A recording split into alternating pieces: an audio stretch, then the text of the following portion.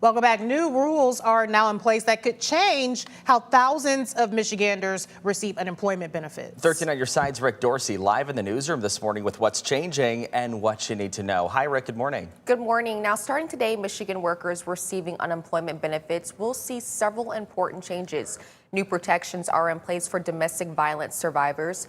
The state's WorkShare program is expanding to help prevent layoffs, and people collecting benefits will now have to meet updated job search requirements. Sources tell 13 on your side that failing to comply with those requirements could mean losing unemployment benefits. The one that will impact the most people is probably the increase in required work search activities in order to keep your unemployment insurance. That's Jason Palmer, the director of Michigan Unemployment Agency, who says new law changes will impact people. People have to be looking for work. And right now in Michigan, that means doing a work search activity one a week. Many activities can count as work search activity. All that is required is documentation of the event. Those can be things like doing an interview, applying for jobs, visiting a Michigan Works, to do a training or take a workshop.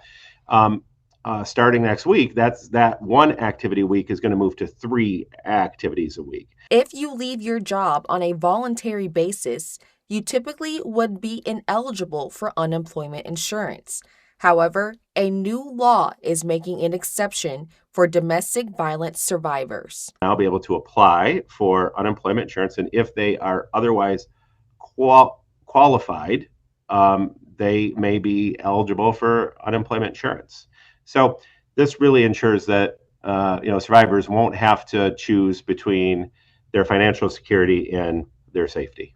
However, loss of work due to domestic violence also requires proof such as can provide us with letters from a clergy member or a counselor or a shelter.